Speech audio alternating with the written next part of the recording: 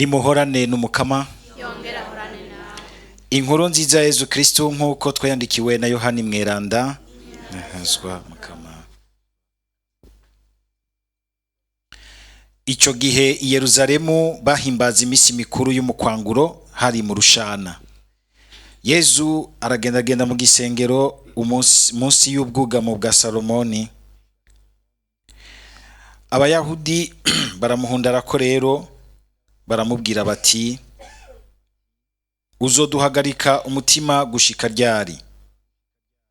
Ni waburi Kristo bitubwira icese. Yezu arababwira ati, narabibabwiye ntimwemera.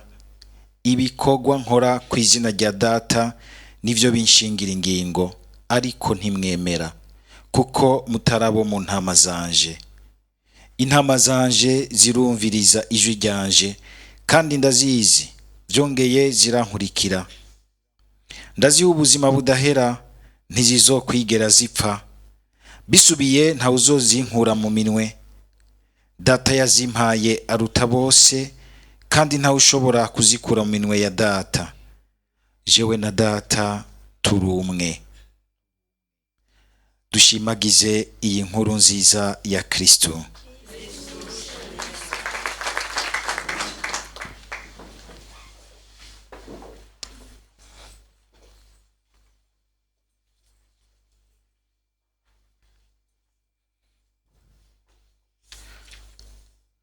Tuzirikane aya majambo y'Imana, tubandanya dutangarira ububasha bw'inkuru nziza, iyi nkuru nziza ya Yezu Kristo yababaye agapfa akazuka mu bapfuye, ingene ibandanya ikwira imihingo, mbere mu buryo butangaje, biciye no mu ruhamo nyene rwashikira abakristo ba mbere, rwashikira ekleziya ya mbere. Kumumvise mukungene bavuze aho vyahereye biratangaje gose, sinzi ko byabatangaje nka jewe. Ngo abari bahunze kubera marushwa yatewe n'ivya Stefano, kubera marushwa yatewe n'ivya Stefano. Kumwe baca umugani mu Kirundi, ngira ngo Imana yovuga gutyo, ngo igihe babukaranga nari munsi y'urujo. Abantu barashobora kuvyura uruhamo, barashobora kugwanya ekleziya, niko kamenga birababaje, biraremereye, biragerageza, ariko naho nyene mbere Imana iza gutangariza ikerekana ububasha bwayo. Suguci ifatikana igagura, igahotora abo bantu bose bariko barashira ibiti mu maguru ya ekleziya, ahubwo iraza ikagaragaza ububasha bwayo mu kugumya ubukomezi, akanovera k'iryo jambo mu mitima yabo nyene bariko barirukako.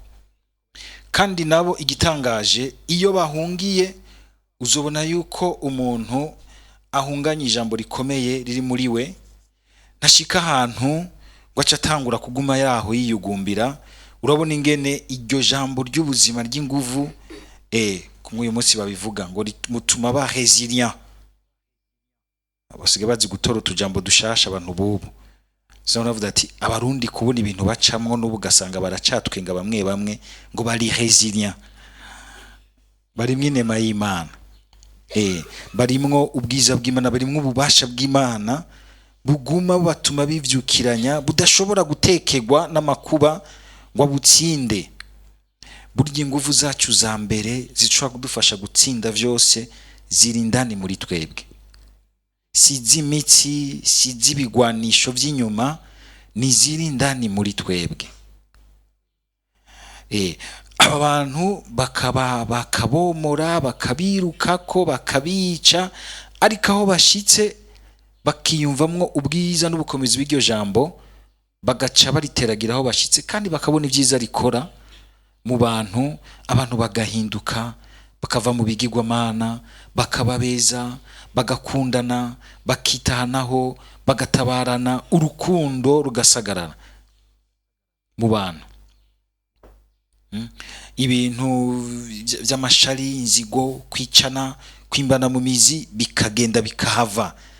Ibintu vy'urusaku, vy'utuntu jambo bubi usanga bwono n'ubuzima bw'abantu bukahava abantu bakaba beza, bakumva ko ahubwo boshira ingufu zabo, umwitwariko wabo mu bintu bibagirira neza, bibateza imbere. Be naho nta gukekeranya, Imana ni ibiri. Abantu iyo tugombye kugomba kwiyugarana mu bintu byo gukaza cyane, dusigurire tubibone. Murumvise aba bantu ingene babaza Yezu bati wewe uraduhagaritse umutima, uri Kristo nturiwe. Bagomba gufata Kristo bamugarukirize ku tuntu tw'ubwenge bwabo, teologiya yabo yo mu bwuzure bwa kera. Naho Yezu yaje n'ivyo afatiye ku vy'Imana yayaze kera, mugabo hariho ibintu vyinshi agomba kugurura, hari ibintu vyinshi ashaka kuzana bishasha. Hari abantu bavuga ngo bafise un esprit étriqué, trop étroit, usanga ibintu vyose bajenterpreta mu tuntu bamaze gukodifye, bagira bati bitaje biri ngaha ntituvyemera. Mugabo ugasanga ibindi biriko biraza birimwo ikintu kiryoshe.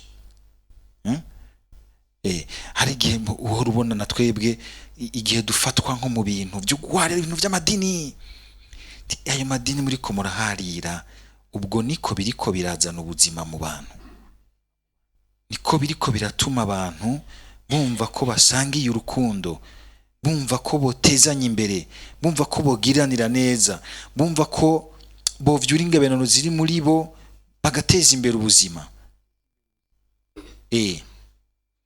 Kasanga nk'utwo turahira ku muntu ariko arakomera mu Mana, ariko araza nk'ubu kubona nk'umuntu yahora anywa ibiyoga, akarara mu kidaje, agasigara asa n'icupa, akamota icupa, mugabo musuri izina ukabona yabivuyemo kubera umuntu yitwa Yezu Kristo.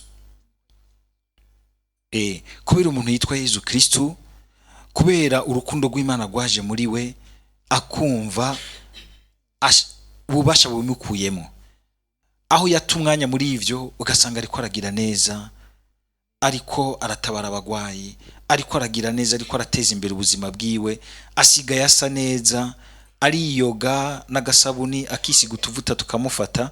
Uzi murabo umuntu ara mu kidaje naho yo kwisiga neza gute ntibifata. Canke fata nk'umuntu yahoranye urumogi, mugabo umuntu nk'uyo ibikorwa vyiza nk'ivyo nivyo Yezu acababwira ati reka gutakarira mu bintu vya doctrine mamwishizemo. Nivyo birakenewe ko umuntu agira doctrine nziza, ariko nayo ntaco bimaze igihe itavyara abantu bari mu buzima, ubona ko ubuzima buri muri bo biriko birazana la beauté de la vie, ubwiza bw'ubuzima muri rusanga. Umuntu muravye mu mpande ziwe zose, kasanga umuntu ngiye tuko turamuharira ko ngabijyango gato mukamara koze ibintu biboneka mu buzima bw'umuntu, ikagutumwanya muharira, ukabona umuntu avuye mu bintu, avuye mu migwi y'abantu b'ubusharati n'ubusambanyi, yasubiye kuba mushasha. Arashobora ari nk'umusore, arashobora kwicara hambavu y'abagore, ataguma arebagiranwa, atwara amaboko hariya no hariya. N'umuntu w'umwigeme arashobora kwicara atarebagiranwa, abonye abahu, ukabona ko asigaye atekanye muri we, hariho ububasha bumutekanije, gasanga muri ko muramuharira ko. Yezu akababwira ati uretse ko naye babwiye ntimubone ibikorwa. Kandi mbere n'igihe ibintu vyananiranye, nivyanka yuko uvuga, ugashobora kuvuga mu bantu ngo abantu bace bakumva, vugisha ibikorwa. Kandi bajya nyene banka kuvuga, Imana izobazana umunsi umwe bakenera igikorwa cyawe, bakenera igikorwa cyawe. Akakuvuga, akagusiba, mugabe ejo kazabona aragukeneye kandi ukamugirira neza. Ivyo umugiriye neza bigaca bitangura kumubaza mu bwenge, ubwo nta soni. Urani ingene wagiye gufata nabi umuntu agufise ku rukundo, kandi urukundo rw'Imana. Uko niko ububasha bw'urukundo butsinda. Yezu akababwira ati narakoze ibikorwa. Hari ibikorwa vyinshi byoberetse yuko naho vyo bagora kumva ko ndi Imana n'imiburi biri mu kumva mutu uyu muntu hari ikintu c'Imana yatuzaniye. Mugabo kakanyarigabo ko kumenga ibintu vyose vyiza bidaciye kuri jewe, bidaciye iwacu, bidaciye ku bacu, sivyo nububeshi gacubisibanganya ukabishiramwe ibukavyoramwe ibiki. Ntubone ikintu ciza umukama agomba kuzana. Mbere umukama yashaka n'ubwikoresha umuntu yahoze ari mubi, ari mu bintu bibi, ugaca utangura kuvyo vya bintu vya kera bibi, ukaguma ugomba gutuma vyica ibindi vyiza biriko biraza muri we. Kubona ububasha bw'ijambo ry'Imana buriko burakora ivyiza vy'ukuri mu buzima, bugahindura umuntu ko yarameze indani muri we akaba umuntu mushasha, ugakengurukira Imana, ahubwo ukifatanya niyo neza, igaheza ikagukigwa, igatandukira n'ahandi hantu hanini. Ikintu ngomba kutuzirikanamwo nuko kuntu ngo ingene ijambo ry'Imana ryavuye Yerusalemu likagenda rigaca hamwe za Iconium, rigaca muri Antiokia ya Pisidia, ubu naho rigeze muri Antiokia yindi ya Syria, rikora genda rikwira imihingo y'abapagani kandi rikabandanya rikora ivyiza. Abatumwa bari Yerusalemu bavyumvise baca bagira bati reka tubarungikire Baranaba agende kubashigikira, agende no kubafasha kunoganza, yongere abashire mu bumwe nyene bw'Eklezia yose. Iki kintu muracumva? Iki kintu kirahambaye. Bakarungika Baranaba kugira ngo agende kubafasha kunoganza, kuraba ko ivyo barimwo koko vy'ukuri bitumbereye neza, kubitumbereza bisumbirije. Ico gikorwa cama gikenewe muri Eklezia. Ntiyamuza wumva ngo hey ngo hanaka ngo hari umuntu yabonekewe, nimba bari mukuri naho baze mu bumwe. Kandi nabo nyene bagaca bumva bati yo abi Yerusalemu baturungikiye abaza bavuye hariya, bakabakira bagakomeza igikorwa ca evangelisation bari hamwe. Ubumwe mu kwemera, ubumwe mu kwemera. Aha kandi muhabone na kijya gikorwa cyose muramwibaza muti hari nk'abantu bari babona nonce apostolique, uyu waserukira papa mu Burundi babona umenga ni mu ambassadeur gusa mu bandi ba ambassadeur, aba diplomate. Niko araserukira kajya gahugu gatonya k'Vatikano karongowe na papa, ariko kandi ari hajya ku bw'Eklezia yose, l'Eglise universelle, kugira ngo Eklezia ku isi yose iguminywanye gose naha ishinze imizi mu Burundi. Abepiskopi bacu aha mu Burundi bakaba mu bumwe na papa, vyumvikanye mu kungene baca kuserukira papa kabishikana hariya, ivyo hariya navyo bigaca kuri we bigashikana iwacu. Ubwo bumwe bukahaba kubera Babaranaba. Dusabe natwe iyo ngabirano y'ukwama dufashanya kwinjira mu bumwe bw'Eklezia. Uwundi wese ubonye ivyiza Baranaba ngo n'umuntu yuzuye mutima mweranda, ntarabana ibintu vya kagashari k'abantu. Abantu barafise amasiksi kubera ikibobo, kakanu kakunze gutuza kubera ikibobo, ku buryo bw'uko na hamwe kwa gatanu mukama yagira ivyiza agakiza abantu, ntiyabuza abayidoze bati none je kwereka atangira, uriye kwereka yagiriye wenyene. Oya, nawe urafise ivyi wawe. Ngo Baranaba kuko yuzuye mutima ngo arahimbagwa no kubona ibintu inema y'Imana yakoze mu bandi. Ubwo ruhimbarirwa ibintu vyiza Imana ikoze mu bandi, canke bigutera ishari n'inzigo. Igihe bigutera ishari n'inzigo ntushobora gukorera ubumwe, uca usanga uri kurasambura, nturimwo mutima w'Imana, nturimwo mutima w'Imana. Bana bango kuko arimwo mutima w'Imana arahimbagwa no kubona ivy'inema y'Imana iri kwirakora mu bantu, agaca bafasha akabaremesha. Mwumvise ingene yababwiye akagira ati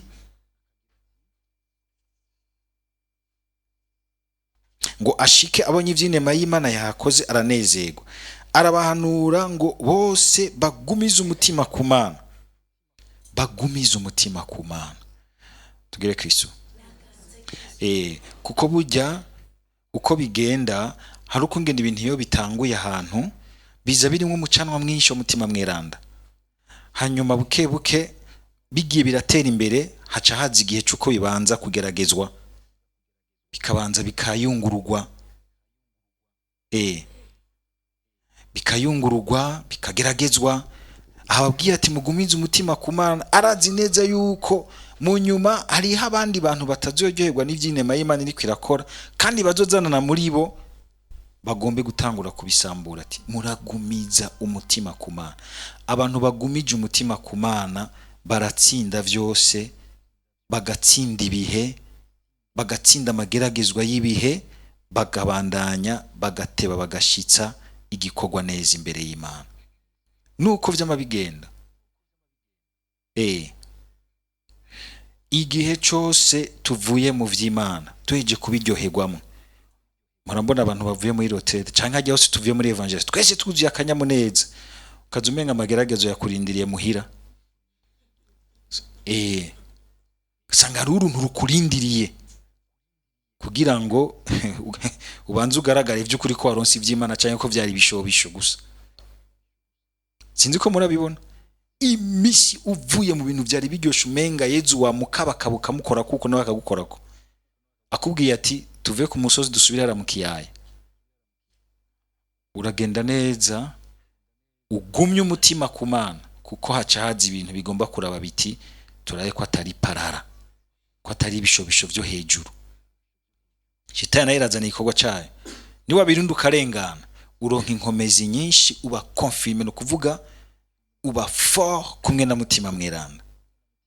Nubu nimwava ngaha muraryohewe mwese, muryohewe n'umubiri wa Kristo, amaso ya Kristo, uca usanga ikintu kikurindiriye mu biro, ikintu kikurindiriye aho hanze kibanze kikujugumvye. Ijambo ry'Imana rikagira ati gumiza umutima ku Mana, gumiza umutima ku Mana.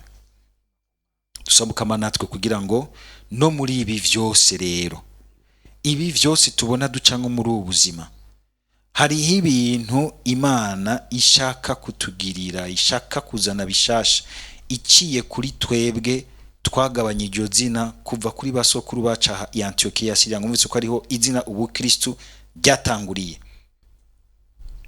Naho umenga hari amageragezwa yagomba kubizimya, naho umenga hari amageragezwa agomba kumvisha umenga Imana sinzi yiri muri ibintu ko turacamwe ubuzima buzimvye, ubukene, ikibushomeri, ibibazo, ibitoro, sukari, imiti, byinshi by'urudavaga byinshi. Imana iraho, ububasha bwa Yezu Kristo yapfuye akazuka buracaraho. Dieu, il a tout le contrôle sur l'histoire y'ubuzima bw'abantu. Ko umuntu ashimye kuzogenzwa na mutima nguko abaranaba, azoshobora kubona ingene inema y'Imana iri kwirakora.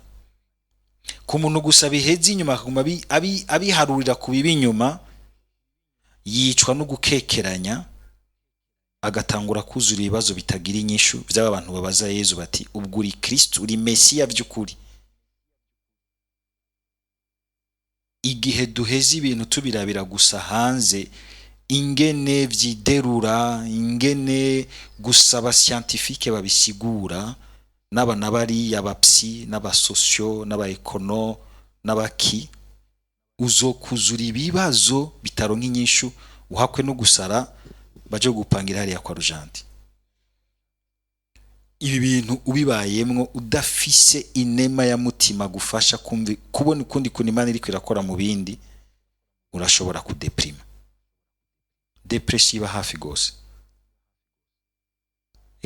Cyo gituma dukeneye gusaba natwe aba Kristo uyu munsi ngo Mukama aguma duha mutima wo kubona, gutahura ingene ariko arakora, tumwihambirire ko gushika igihe c'amageragezwa y'ivyaca bacu n'igihugu cacu birenganye, tukaguma tugira tuti twarateramiye mu kuri, twarihambiriye ku Mukama, ibigori bikera, ababiteramiye neza bakahimbagwa kumwe n'Umukama, kumwe n'uwavyejeje, abagombye nabo gucamwe abandi, biruka ku bandi, baniga abandi, banyuruza abandi, murumva yuko iyo hageze yuko vyera bigora